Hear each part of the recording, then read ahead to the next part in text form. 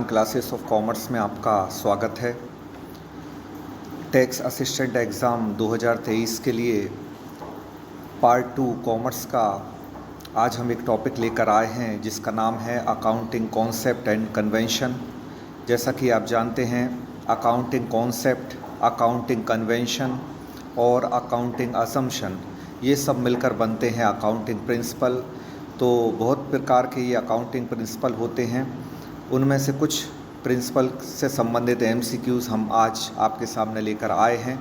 इनको डिस्कस करने से पहले कुछ हम अकाउंटिंग कॉन्सेप्ट और अकाउंटिंग कन्वेंशन को समझ लेते हैं कि अकाउंटिंग कॉन्सेप्ट और कन्वेंशन क्या होते हैं और अकाउंटिंग प्रिंसिपल क्या होते हैं। जैसा कि आप जानते हैं कि जो लेखांकन के सिद्धांत बने हैं वो लेखांकन के सिद्धांत लेखांकन अवधारणाओं पर, लेखांकन की मान्यताओं पर आधारित हैं। इन लेखांकन अवधारणाओं को, इन लेखांकन मान्यताओं को जब इकट्ठा कर दिया जाए तो वो लेखांकन के सिद्धांत बन जाते हैं। इंग्लिश में अगर हम इनको कहें तो अकाउंटिंग प्रिंसिपल जो है वो अकाउंटिंग कॉन्सेप्ट और अकाउंटिंग कन्वेंशन का एक कॉम्बिनेशन है, जिसके आधार पर पूरी अकाउंटिंग प्रोसेस जो है वो उस पूरे प्रोसेस को, उस पूरे प्रोसीजर को कंप्लीट किया जाता है। तो हम देख लेते हैं इससे संबंधित एमसीक्यूज़ क्या हैं। पहला एमसीक्यूज़ देखें, लाभ की आशा ना करें और सभी संभव हानियों के लिए प्रावधान करें। लाभ की आशा ना करें और सभी संभव हानि के लिए प्रावधान करें। इंग्लिश में कहा गया है कि हम प्रॉफिट के लिए कोई एंटीसिपेशन ना करें, बल्कि हम जो अपने पॉसिबल लॉसेस हैं उनको प्रोवाइड करें, उनके लिए प्रोविज़न करें। मतलब लॉस का प्रोविज़न किया जाए, प्रॉफिट का नहीं। तो ये किस अवधारणा के अंतर्गत आता है? देखिए, ये बहुत ही इम्पोर्टेंट क्वेश्चन है और कई एग्ज़ाम में इसके पहले ये पूछा भी गया है। तो याद रखिए, इसका आंसर बी हो जाएगा, रूढ़िवादिता की अवधारणा, convention of conservatism. Convention of conservatism की अवधारणा जो रूढ़िवादी अवधारणा है, बहुत ही पुरानी अवधारणा है। इसमें कहा जाता है कि हम हानियों का समायोजन करें, हम हानियों का प्रावधान करें, लेकिन लाभ की आशा ना करें, क्योंकि लाभ जब होगा, प्रॉफिट जब होगा तो खुद ब खुद हमको वो प्राप्त हो जाएगा।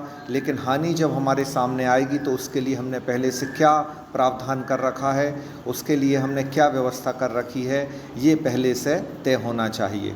तो अकाउंट की जो एक कन्वेंशन है, कंजर्वेटिज्म, रूढ़िवादिता की अवधारणा, इसको आप समझ लें कि लाभ की व्यवस्था ना करें, लाभ के लिए प्रावधान ना करें, प्रॉफिट का कोई प्रोविज़न नहीं होगा, प्रॉफिट के लिए कोई एंटीसिपेशन नहीं होगा, लेकिन जितने भी व्यापार के संभावित हानियां हैं, व्यापार की ऑल पॉसिबल जो लॉसेस हैं, उनके लिए लेकिन प्रावधान जरूर होगा। इसी के तहत आपने देखा होगा, हम देनदारों पर डूबत ऋण संचय बनाते हैं, मतलब बैड डेब्ट रिजर्व बनाते हैं हम डेटर्स पर, और इसके साथ साथ हम देनदारों को दी जाने वाली कटौती के लिए भी प्रावधान करते हैं। डिस्काउंट ऑन डेटर्स का भी हम प्रोविज़न करते हैं। तो वो इसी अवधारणा के आधार पर किया जाता है कि भविष्य में होने वाली हानि को हम पहले से क्या करते हैं, उसके लिए प्रावधान करके चलते हैं।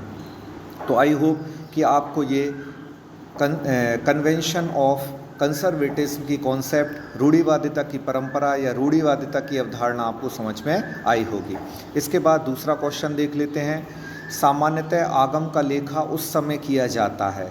तो देखिए, इंग्लिश में लिखा है revenue is generally recognised when.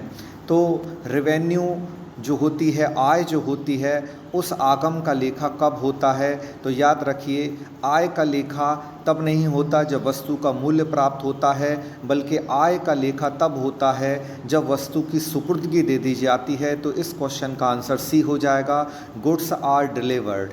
जब गुड्स की डिलीवरी हो चुकी है, गुड्स पहुंचाया जा चुका है और प्राप्तकर्ता को यानी कि क्रेता, परचेसर को ये प्राप्त हो चुका है, तो फिर उस समय विक्रेता अपनी पुस्तकों में इसका लेखा कर सकता है। ये आपकी किस कॉन्सेप्ट से है? तो ये रेवेन्यू रिकॉग्नाइजेशन जो कॉन्सेप्ट है, जिसको हम आय प्रमाणीकरण कहते हैं, उससे संबंधित है। आय प्रमाणीकरण क्या होती है कि जब वस्तु जब वस्तु ग्राहक को डिलीवर कर दी गई है, क्रेता को सौंप दी गई है, तो आय उपार्जित हो गई और उपार्जन आधार पर इसका लेखा कर दिया जाएगा। अब वस्तु का मूल्य जब प्राप्त होगा सो प्राप्त होगा, लेकिन यहाँ वस्तु ग्राहक के पास पहुँच चुकी है, उसको सुपुर्दगी मिल चुकी है, इसका मतलब लेन देन कंप्लीट हो गया। और आप जानते हैं जैसा कि तो हम जो घटना होती है उसको रिकॉर्ड नहीं करते, बल्कि जब लेन देन हो जाता है डन तो उसको रिकॉर्ड किया जाता है। तो ये यहाँ आंसर इसका सी हो जाएगा।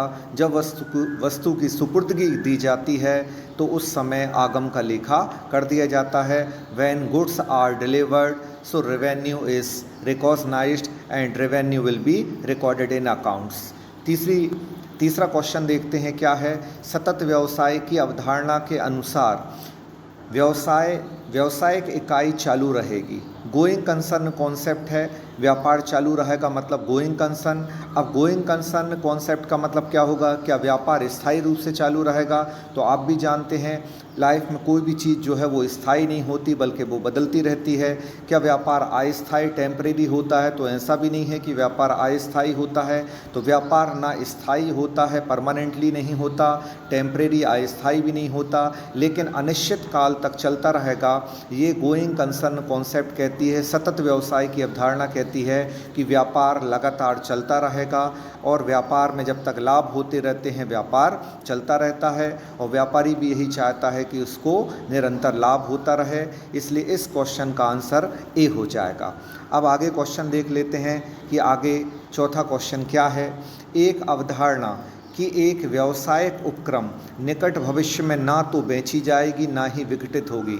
मतलब जो बिजनेस का इंटरप्राइज है वो ना ही आगे जाके बेचा जाएगा और ना ही उसका समापन होगा। तो ये किस कॉन्सेप्ट में है? जैसा कि अभी आपको बताया, व्यवसाय चालू रहेगा, व्यवसाय चलता रहेगा। ये अवधारणा बतलाती है कि हमारे व्यवसाय में ना तो उसमें विघटन आएगा और ना ही निकट भविष्य में अपने व्यापार को हमें बेचने की आवश्यकता होगी। तो इसका आंसर भी यहाँ ए हो जाएगा। गोइंग कंसर्न कॉन्सेप्ट बताती है व्यापार ना अस्थायी रहेगा, ना व्यापार स्थायी परमानेंट रहेगा, बल्कि व्यापार एक चलता जाएगा। और गोइंग कंसर्न कॉन्सेप्ट निरंतरता को बतलाता है कि व्यापार निरंतर रूप से कंटिन्यूटी के साथ चलता रहेगा। तो यहाँ इसका आंसर बी ए हो जाएगा। अब देखिए बी जो है व्यवसाय की पृथक इकाई, इसको भी आप समझ लें कि ये क्या होता है, सेपरेट यूनिट ऑफ बिजनेस। इसको किस कॉन्सेप्ट के अंतर्गत अकाउंट में लिया जाता है? तो सेपरेट एंटिटी कॉन्सेप्ट जो है पृथक व्यवसाय की अवधारणा उसको कहा जाता है। अब पृथक व्यवसाय की अवधारणा क्या होती है? हम और हमारा बिजनेस दोनों अलग अलग हैं। बिजनेस का खाता पूंजी खाता होता है, कैपिटल अकाउंट जो कि बिजनेस का अकाउंट है, लेकिन व्यापारी बिजनेसमैन का पर्सनल अकाउंट ड्राइंग अकाउंट होता है। याद रखिए, कैश आता है तो आप डेबिट करते हैं, कैश जाता है तो कैश को ही क्रेडिट करते हैं। मतलब अलग से कोई खाता नहीं खोला जाता। कैश आया तो डेबिट कर दिया, कैश गया तो क्रेडिट कर दिया। लेकिन व्यापार में जब हम पूंजी लगाते हैं तो कैपिटल अकाउंट ओपन करते हैं, जब कैपिटल इन्वेस्ट करते हैं, और जब व्यापार से रुपए निकालते हैं तो उसको आहरण खाते में लिखते हैं। क्यों? क्योंकि हम और हमारा व्यापार दोनों अलग अलग हैं। व्यापार का खाता पूंजी खाता होता है, याद रखिएगा। Business account is capital account, जबकि बिजनेसमैन का अकाउंट जो है वो ड्राइंग अकाउंट होता है, यानी कि आहरण खाता होता है। इस तरह पूंजी खाता और आहरण खाता दोनों अलग अलग बनाए जाते हैं। तो ये किस अवधारणा के तहत बनाए जाते हैं? ये पृथक व्यवसाय की अवधारणा यानी कि सेपरेट यूनिट ऑफ बिजनेस के अकॉर्डिंग बनाए जाते हैं। तो आप याद रखिएगा कि पृथक व्यवसाय की अवधारणा पूंजी खाते और आहरण खाते को अलग अलग मेंटेन करने के लिए कहती है। इसके बाद पांचवा क्वेश्चन देख लेते हैं। एक व्यावसायिक इकाई के जीवन काल में लेखांकन किस मूलभूत लेखांकन अवधारणा के अनुसार वित्तीय विवरणों को प्रस्तुत करता है? During the life time of an entity accounting produce financial statement in accordance with which basic concept. तो देखिए इसमें एक वर्ड आया है, आप एक शब्द से इस क्वेश्चन के आंसर को निकाल सकते हैं कि इस क्वेश्चन का आंसर क्या होगा। इसमें शब्द आया, हिंदी में जीवन काल बोला गया है और इंग्लिश में लाइफ टाइम बोला गया है। तो यहाँ समय की बात हुई है, और जब समय की बात होती है तो निश्चित ही समय से संबंधित आंसर आपको दिख रहा होगा ऑप्शन सी में कि लेखांकन अवधि मतलब कि अकाउंटिंग पीरियड। तो जब समय की बात हो तो समझ जाएं आप कि कोई टाइम पीरियड की बात हो रही है, और टाइम पीरियड यहाँ किससे रिलेटेड है, अकाउंटिंग पीरियड से। कि जब भी हम लेखे रखते हैं और उन लेखों को रखा जाएगा तो 12 महीने के अकाउंटिंग पीरियड के आधार पर रखा जाएगा। जैसे कि 1 अप्रैल से 31 मार्च तक का हमारा वित्तीय वर्ष होता है। कैलेंडर ईयर अगर हम देखें तो 1 जनवरी से 31 दिसंबर होता है। इस तरह 12 माह के आधार पर हम लेखों को रखते हैं और अपना वित्तीय विवरण बनाते हैं, यानी कि फाइनेंशियल स्टेटमेंट हम प्रस्तुत करते हैं। तो निश्चित ही ये क्वेश्चन आपको समझ में आ गया होगा। एक शब्द से हमने इस क्वेश्चन की पहचान कर ली कि यहाँ टाइम पीरियड की बात हुई है, लाइफ टाइम की बात हुई है। तो समझ जाएं आप कि लाइफ टाइम जब बात यहाँ हो रही है, जीवन काल की बात हो रही है, समय की बात हो रही है, तो समय का संबंध लेखांकन अवधि यानी कि अकाउंटिंग पीरियड से है। अगला क्वेश्चन देखते हैं, 6वां क्वेश्चन, प्राथमिक गुण जो लेखांकन सूचना को निर्णय लेने में उपयोगी बनाते हैं। क्या प्राइमरी क्वालिटीज़ हैं जो अकाउंटिंग इन्फॉर्मेशन को डिसीजन मेकिंग के लिए यूज़फुल बनाती हैं। तो इसमें 4 ऑप्शन आपको दिए गए हैं। इसका राइट आंसर होगा ऑप्शन बी, रियलाइबिलिटी और कंपेरेबिलिटी, विश्वसनीयता और तुलनीयता। तो समझ लें आप कि लेखांकन सूचना कैसी होना चाहिए। आप बताइए, आप जो लेखे रख रहे हैं वो लेखे क्या होना चाहिए, वो बिल्कुल एक्यूरेट होना चाहिए। तो वो क्या माने जाएंगे, तो वो विश्वसनीय माने जाएंगे, रियलाइबल माने जाएंगे। और उनके बीच में अगर हम 2 वर्षों के लगातार आंकड़ों के बीच में या 2 कंपनी के आंकड़ों के बीच में तुलना करें तो हम उनकी तुलना कर भी सकें। आंकड़े ऐसे होना चाहिए। तो सबसे पहले आंकड़े क्या होना चाहिए, आंकड़े एक्यूरेट होना चाहिए, शुद्ध होना चाहिए। अगर वो शुद्ध होंगे तो डेफिनेटली वो रियलाइबल भी होंगे, वैलिड भी होंगे। तो यहाँ ऑप्शन आपका बी हो जाएगा, रियलाइबिलिटी और कंपेरेबिलिटी, विश्वसनीयता और तुलनीयता। ये प्राथमिक गुण जो है वो लेखांकन सूचना में उपलब्ध होना चाहिए ताकि निर्णय लेने में आसानी हो। 7वां क्वेश्चन देखते हैं, स्टॉक के मूल्यांकन के संबंध में निम्न में से कौन सा कथन सही है। तो स्टॉक का मूल्यांकन किया जाता है।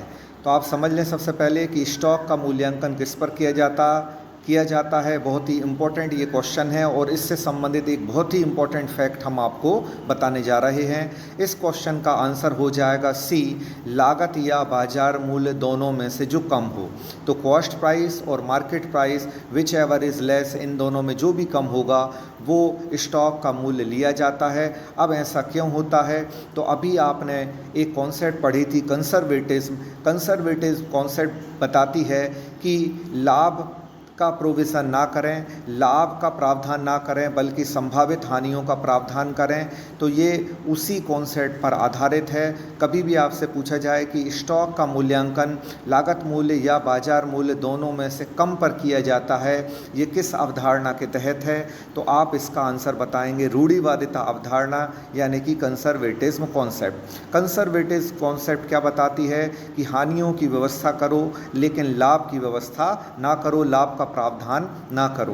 क्योंकि जब हानि आएगी तो हमें हानि जो है उसको राइट ऑफ करना पड़ेगा, उसका एंटीसिपेशन करना पड़ेगा। प्रॉफिट का एंटीसिपेशन तो खुद ब खुद हो जाएगा, प्रॉफिट को हम यूटिलाइज कर लेंगे बिजनेस की प्रोग्रेस में, लेकिन लॉस को कैसे कवर करना है इसका प्रोविज़न होना चाहिए। ये हमारी किस अवधारणा में है, रूढ़िवादिता अवधारणा में है।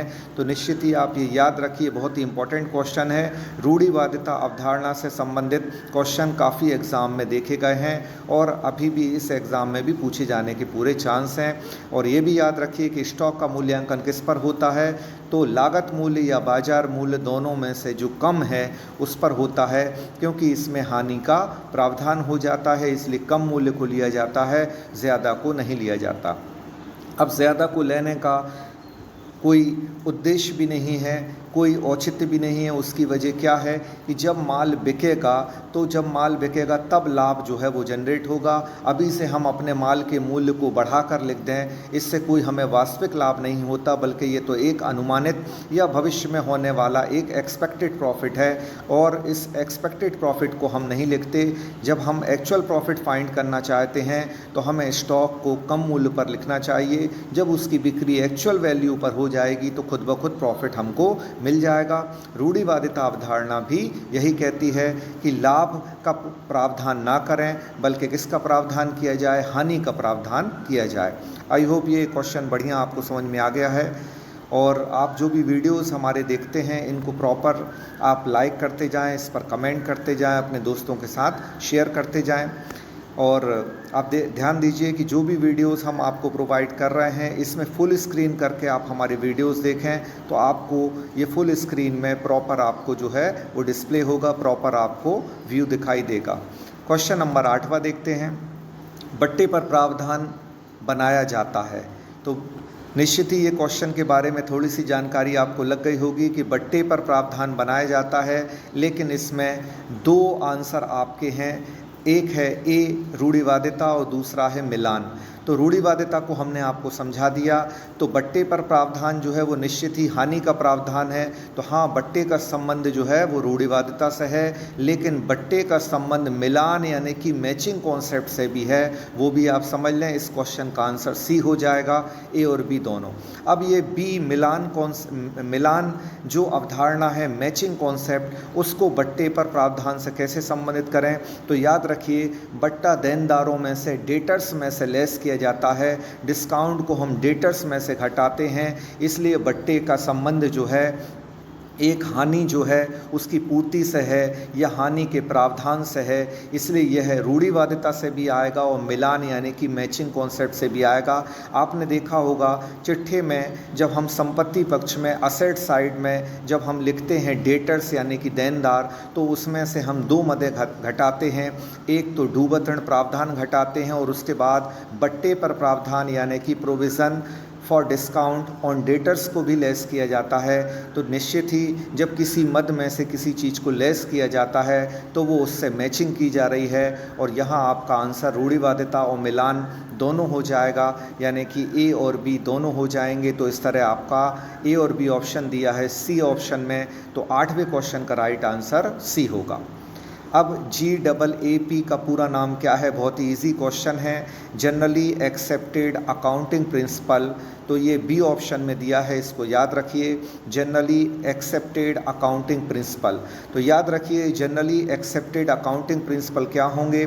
हमने वीडियो के शुरुआत में ही बता दिया कि लेखांकन की जो पूरा सिस्टम है वो उसके प्रिंसिपल पर चलता है। प्रिंसिपल मतलब कि सिद्धांत, और सिद्धांत 3 चीज़ों से मिलकर बनते हैं। जैसा कि हमने बताया था, अकाउंटिंग कॉन्सेप्ट के बेस पर, अकाउंटिंग कन्वेंशन और अकाउंटिंग अजम्पशन। हिंदी में कहें तो लेखांकन की अवधारणा, लेखांकन की मान्यताएं और लेखांकन की परंपराएं, इन तीनों के आधार पर लेखांकन के सिद्धांत बनते हैं। तो लेखांकन सिद्धांत इन 3 चीज़ों का कॉम्बिनेशन है, इसको भी आप याद रखिएगा। फिलहाल 9वें क्वेश्चन का आंसर बी हो जाएगा, जनरली एक्सेप्टेड अकाउंटिंग प्रिंसिपल। 10वां और इस सेशन का आखिरी क्वेश्चन देख लेते हैं। एक व्यवसायी द्वारा लेखांकन के किस स्वरूप को अपनाया जाता है? तो याद रखिए, व्यापारी जब अपने व्यापार के संबंध में जो भी लेखा बनाता है, जो भी लेखा पुस्तकें रखता है, उनको हम फाइनेंशियल अकाउंटेंसी कहते हैं, यानी कि वित्तीय लेखांकन कहते हैं। क्योंकि व्यापारी किसी वस्तु को प्रोड्यूस नहीं कर रहा है, किसी वस्तु का मैन्युफैक्चरिंग नहीं कर रहा है, बल्कि वो उन वस्तुओं को खरीद कर बेच रहा है। इसलिए यहाँ वित्तीय लेखांकन आएगा। लागत लेखांकन का संबंध वस्तु के निर्माण से है या वस्तु के उत्पादन से है।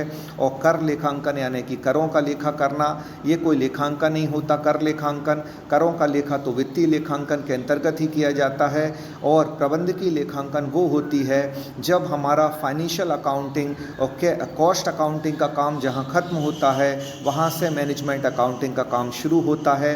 ये लेखांकन की शाखाएं हैं। अगर ब्रांचेस ऑफ अकाउंटिंग के बारे में आपसे क्वेश्चन आ जाए तो ब्रांचेस ऑफ अकाउंट अभी फ़िलहाल जो ऑप्शन में आपको दिख रही हैं इनमें से 3 ब्रांचेस ऑफ अकाउंटिंग हैं, यानी कि लेखांकन की शाखाएं हैं।